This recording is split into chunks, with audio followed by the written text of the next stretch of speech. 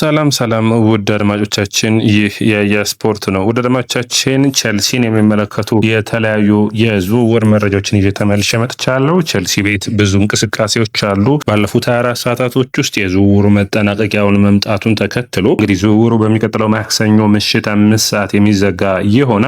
ተጠባቂ የሚያደርገው ታዲያ የቸልሲ በተለይ ደግሞ የአማካኝ መስመሩ ላይ ነው። በዛሬው ፕሮግራማችን የተለያዩ ተጫዋቾች እናነሳለን።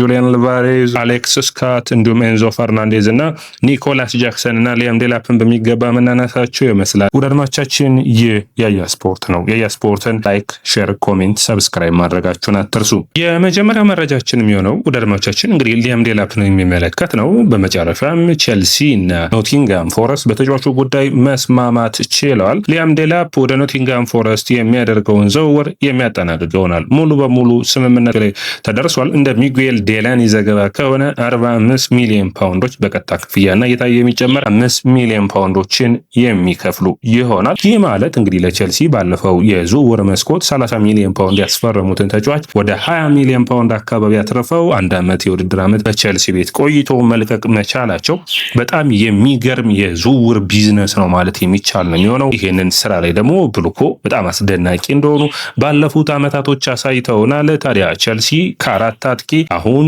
ቁጥራቸው የሚቀንስ ነው የሚሆነው። ይህንን በሚገባ የሚጠቀሙበት ነው የሚሆን ብዬ አስባለሁ። ታዲያ ሊያም ዴላፕ አሁን የኖቲንጋም ፎረስት ወሳኙ አጥቂ ሆኖ የምናየው ነው የሚሆነው። እንግዲህ እዚህ ጋር መታሰብ የሚጠበቅበት ቸልሲ በአጥቂ መስመሩ ላይ ከነበሩ ተጫዋቾች መካከል ሊያም ዴላፕን ከ45-50 ሚሊዮን ፓውንድ የሚሸጥ ይሆናል። ሁለተኛው ደግሞ ኒኮላስ ጃክሰን ነው። ኒኮላስ ጃክሰን እንግዲህ ብዙዎቹ እያነሱት የሚገኙት ወደ 70 ሚሊዮን ዩሮ እና ወደ 59 ሚሊዮን ፓውንዶች አካባቢ ወደ ቪላ ሊያቀና ጫፍ ደርሷል። እንግዲህ ቪላዎች ሁለት አማራጮች አላቸው። ኦሊ ዋትኪንስ ወደ አልሃሊ የሚያደርገው ዝውውር ሲጠናቀቅ ቪላ ሁለት ሀሳቦች አላቸው በአጥቂ መስመር ላይ ለማያስፈርም። አንደኛው ማቴታን ማምጣት ነው። ሁለተኛው ግን ኒኮላስ ጃክሰን ነው። የቪላ ተቀዳሚ ዓላማ ኒኮላስ ጃክሰንን ማምጣት ነው። ታዲያ ኒኮላስ ጃክሰን 59 ሚሊዮን ፓውንዶችን የሚያወጡበት ይሆናል። ይህ ዋጋ ማለት እንግዲህ ቸልሲ ከሁለቱ አጥቂዎች ከፍተኛ ገንዘብን እንዲያገኝ የሚያግዘው ነው የሚሆነው። ኒኮላስ ጃክሰን በቸልሲ የአጥቂዎች ምርጫ ውስጥ እንግዲህ በደረጃ ሰንጠረዡ ላይ ስታዩት ዳንኤል ቤክ እና እንዲሁም ደግሞ ጃኦ ፔድሮ የመጀመሪያ ተመራጭ አጥቂዎች ስለሚሆኑ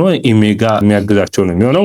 ስለዚህ የኒኮላስ ጃክሰን ቦታ በቸልሲ ቤት ውስጥ የለውም ማለት የሚቻልበት እድል ያለ ይመስለኛል። ምክንያቱም ቸልሲ በሁሉም ውድድሮች ላይ የሚሳተፍበት ጊዜ አይደለም፣ በተለይ በቻምፒዮንስ ሊጉ ስለማይሳተፍ። ይህንን አጋጣሚ ታዲያ በተጫዋቾች ሽያጭ ላይ ቸልሲዎች አተኩረው እየሰሩ ነው የሚገኙት። ታዲያ ወሳኝ የሆነውን ዝውውር ይህንን የሚያሳኩ ይሆናል ተብሎ የሚጠበቅ ነው የሚሆነው። አድማቻችን ሌላኛው መረጃችን የሚሆነው ከጣሊያን የሚወጡ መረጃዎች ቸልሲ አዲስ ጥያቄን ለማቅረብ ሙከራዎችን እያደረገ ይገኛል። ይህ ደግሞ እንግዲህ ቸልሲዎች ባለፈው ዓመት ሲፈልጉት የነበረውን ታዲያ ፍላጎታቸው ሳይሳካ ቀርቶ ተጫዋቹ ወደ አትላንታ ዝውውርን አድርገው ነበር። ሆነስት አናሆር ይባላል።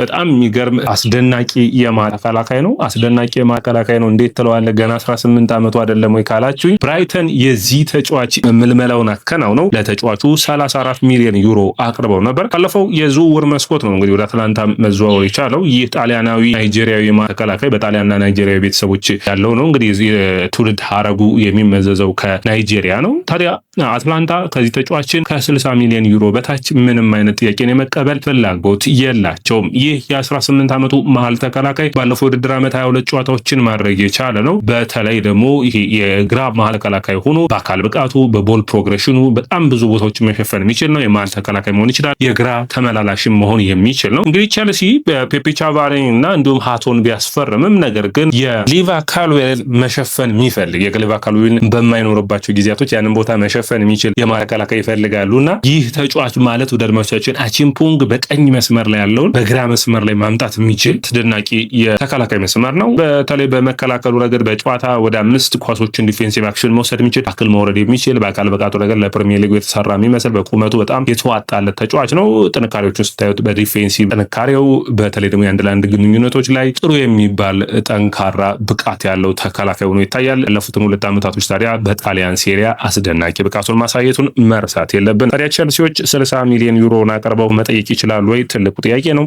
አላታ 34 ሚሊዮን ዩሮን እምቢ ብሏል። እንግዲህ 50 ሚሊዮን ዩሮ አካባቢ መስማማት የሚችሉ ከሆነ አንዱ አማራጭ ሆኖ ሊቀርብ የሚችልበት እድል እንዳለ የሚጠበቅ ነው የሚሆነው። ቸልሲ እንግዲህ በዝውውር መስኮቱ ላይ ጠንከር ብለው እየሰሩ ነው የሚገኙት። በተለይ በሚወጡ ተጫዋቾች ላይ ከፍተኛ የሆነ የዝውውር ገንዘቦችን እያገኙ ይገኛል። ይህ አስደናቂው የቸልሲ ስራ ነው ማለት ማለት የሚቻል ነው የሚሆነው። በቀጥታ የቼልሲ ደጋፊዎች በስታንፎርድ ብሪጅ ሃዲው ብለው ጠርቶታል። ይህንን ተጫዋች ማሊያችንን አድርጎ እናየው አንፈልግም የሚሉ ኤንዞ ፈርናንዴዝን የሚቃወሙ ብዙ የቼልሲ ደጋፊዎች ታይተዋል። በባለፈው ደግሞ በፉላሙ ጨዋታ የፉላም ደጋፊዎች ደግሞ ራሱ የእንግሊዝ ብሔራዊ ቡድን ላይ ባደረገው የተነሳ ኤንዞ ፈርናንዴዝን የቼልሲና የፉላም ደጋፊዎች ጠቅልለው ነው ሲቃወሙት የታዩት። ታዲያ ፋብሪዚዮ ሮማኖ እንደሚለው ከሆነ በመጨረሻም ይህ ተጫዋች ለማንቸስተር ሲቲ ወደ ኤንዞ ማሬስካው ማንቸስተር ሲቲ ለማቅናት ፍላጎት እንዳለውና እንዲሁም ደግሞ አረንጓዴ መብራትን ሰጥቷቸዋል ወደዛ ለመዘዋወር ማለት ነው ፈቃደኛ ሆኗል። ይህ ማለት ታዲያ ከቼልሲ ለመልቀቅ እየገፋ እንዳለ ኤጀንቱ ፓስቶሬን አይታችሁታል። ወደ አድማጮቻችን በመጨረሻም እንግዲህ ቼልሲ የሚፈልገውን 120 ሚሊዮን ፓውንድ ወይም ወደ 140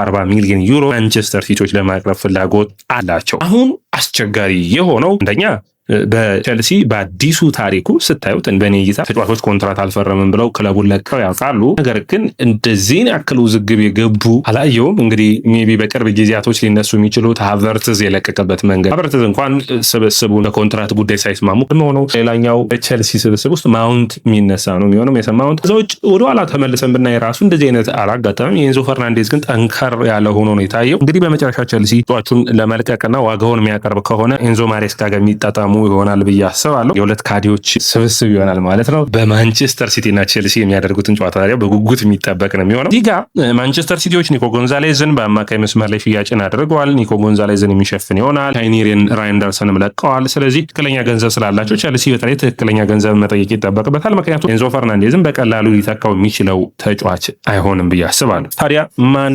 ሊተካው ይችላል? እንግዲህ ቼልሲዎች ሁለት ጥያቄዎችን አቅርበው ሁለቱም ጥያቄዎች ውድቅ የሆኑባቸው አሌክስ ስካት የመጀመሪያው ተመራጭ ተጫዋቹ ነው የሚታይ ነው የሚሆነው። ይህ የበርንማውዙ የአማካኝ ተከላካይ ተጫዋች በፕሪሚየር ሊጉ ከሚገኙ በጣም አስደናቂ ከሚባሉ የመሃል አማካኞች መካከል አንዱ ነው። ምንም እንኳን ተመሳሳይ የሆነ ከኤንዞ ፈርናንዴዝ ጋር አይነት ብቃት ባይኖረውም አሌክስ ጄ ስካት ግን ሌላ የተለየ ከኤንዞ ፈርናንዴዝ የሚለየው አስደናቂ ብቃት ያለው ነው። በተለይ ደግሞ የተከላካይ አማካኝ መሆን መቻል፣ ጨዋታ ቴምፖዎችን መቆጣጠር መቻል፣ በቦል ፕሮግሬሽን ነገር ቡድኑን ማገዝ መቻሉ ተመራጭ የሚያደርገው ነው የሚሆነው። ቼልሲ ለዚህ ተጫዋች እስከ 90 ሚሊዮን ፓውንድ የዝውውሮቹ መዝጊያ ጊዜያቶች ስለቀረቡ ሊጠየቅ የሚችልበት እድል ይኖራል።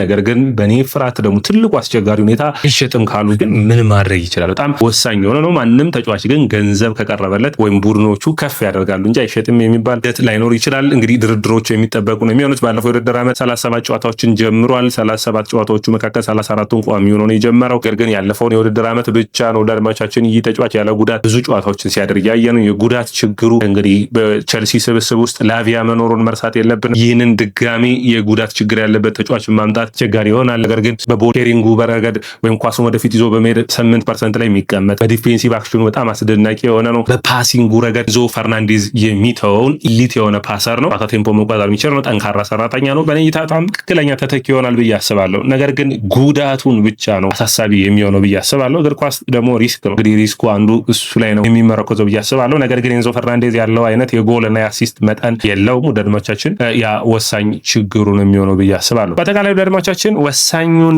ጊዜ ስናስብ ቼልሲ ወሳኙን ምዕራፍ እንዴት ያልፋል ብለን ስናስብ እንግዲህ በዝውውር መስኮቱ ያለውን ሁኔታ መጤን ያለበት ይመስለኛል። ታዲያ ይህ ወቅት አንዱ ትልቁን ቁም ነገር የሚሰጥ ይሆናል። አሌክስ ስካት የመጀመሪያው ተቀዳሚው ተተኪው ነው ማለት የሚቻል ነው የሚሆነው። አድማቻችን በቀጥታ ወደ ሌሎች የዝውውር መረጃዎች ላቅናና መረጃዎችን በቀጥታ አድርሳችሁ የመጀመሪያው መረጃችን የሚሆነው ሊቨርፑል ፔድሮ ኔቶን እና እንዲሁም ደግሞ ማሎ ጉስቶን አሁንም ፍላጎት እንዳለውና እንዲሁም ደግሞ ላሊ ፔድሮ ኔቶ ላይ የነበረውን ፍላጎት ሙሉ በሙሉ አቋርጧል። ማንቸስተር ሲቲም ሙሉ በሙሉ አቋርጠው የፓልሜራሱን የቀይ መስመር ተጫዋችን ለማስፈረም ጫፍ ደርሰዋል። አልሃሊ ቼልሲ የጠየቀው ጥያቄ ከፍተኛ ነው ብለው ሙሉ በሙሉ ራሳቸውን አግልለዋል። ቼልሲ የጠየቀው የነበረው በአጠቃላይ ወደ 80 ሚሊዮን ፓውንድ 100 ሚሊዮን ዩሮ አካባቢ ነው። ያንን ለመክፈል ፍላጎት የላቸውም። ስለዚህ ወደ ገብርኤል ማርቲኔሊ ያዞሮ ማርቲኔሊንና እንዲሁም ደግሞ ኦሌ ዋትኪንስን ለማስፈረም ድርድሮችን አድርገዋል።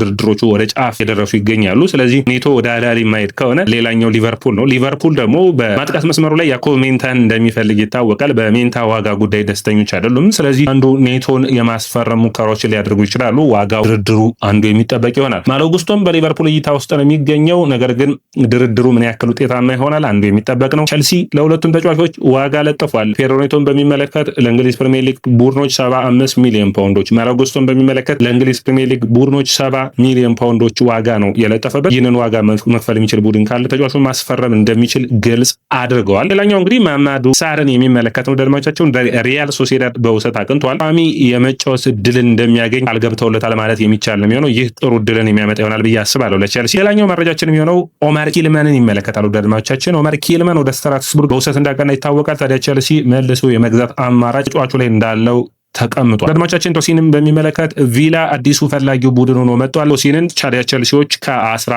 ሚሊዮን ፓውንድ እስከ 30 ሚሊዮን ፓውንድ ተጫዋቹን ገምተውታል። ምን ያክል ዋጋ ይቀርባል? ቼልሲ በተለይ በነፃ ማስፈረሙን መርሳት የለባችሁም። ስለዚህ ውጤታማ የሆነ ሙሉ በሙሉ ትርፍ ነው የሚታሰበው በዚህ ተጫዋችን በሚመለከት አንዱ የሚጠበቅ ነው የሚሆነው በዝውውር መስኮቱ። ጁሊያን አልቫሬዝ ሌላኛው የዝውውር መስኮት ላይ መታሰብ የሚጠበቅበት ተጫዋች ነው ብዬ አስባለሁ። ጁሊያን አልቫሬዝ እንግዲህ ይህ የአትሌቲኮ ማድሪድ ተጫዋች ባለፈው ሳምንት በተለይ ደግሞ ቼልሲዎች ድርድሮችን፣ ንግግሮችን በኒኮላስ ጃክሰን ጉዳይ ጋር አትሌቲኮ ማድሪዱ ፕሬዚዳንት ጋር ንግግሮችን አድርገው ነበር። ታዲያ በዛ ወቅት የቼልሲውን የጁሊያን አልቫሬዝን ጉዳይ በሚገባ ማጣራትን ሰርተዋል። ታዲያ ንግግሮቹ ተደርገዋል። ነገር ግን ቼልሲ ተጫዋቹን ለማስፈረም በተለይ ደግሞ ወደ ባርሴሎና የማይሆን ከሆነ ተጫዋቹን ለማስፈረም ይፈልጋል። ይህ ዝውውር ትንሽ ለእኔ ራሱ ግራ የገባኝ ነው። ቼልሲ ጁሊያን አልቫሬዝን እንዴት ያደርግ ነው የሚል ነው። አንደኛ ቼልሲ ጁሊያን አልቫሬዝን ወደ ስብስቡ ለማከታተል ወይም ቋሚ 11 ላይ ለማስቀመጥ ምክንያቱም ወደ አድማቻችን ይህ ተጫዋች የሚወጣበት ወደ 128 ሚሊዮን ፓውንድ ወይም 150 ሚሊዮን ዩሮዎች ነው። ቋሚ አሰላለፍ ውስጥ መግባት ግድ የሚለው ነው የሚሆነው። አሰላለፉ ወደ 4-3-3 መቀየር ግድ ሊለው የሚችልበት እድል ሊኖር ይችላል ብዬ አስባለሁ። አልቫሬዝ የሚመጣ ከሆነ ጃኦ ፔድሮ፣ አልቫሬዝ እና ፓልመር እንዲሁም ሞርጋን ሮጀርስ የ10 ቁጥር ቦታውን ይዞ የሚመራ ይሆናል። ወይም ሞርጋን ሮጀርስ ወደ መስመር ይወጣና ጃኦ ፔድሮ 10 ቁጥር ይሆናል። ይህንን የማጥቃት መስመር ደግሞ በጣም አስደናቂ ቡድንን በቼልሲ ምናይ ይሆናል ብዬ አስባለሁ። ነገር ግን የቼልሲ ቅድሚያ የሚሰጠው በኔ እይታ ኤንዞ ፈርናንዴዝን መተካት ላይ አተኩሮ የሚሰሩ ይሆናል ብሎ የሚጠበቅ ነው የሚሆነው። ሰላም ወደ አድማጮቻችን፣ ይህ የስፖርት ነው። የስፖርትን ላይክ፣ ሼር፣ ኮሜንት፣ ሰብስክራይብ ማድረጋችሁን አትርሱ።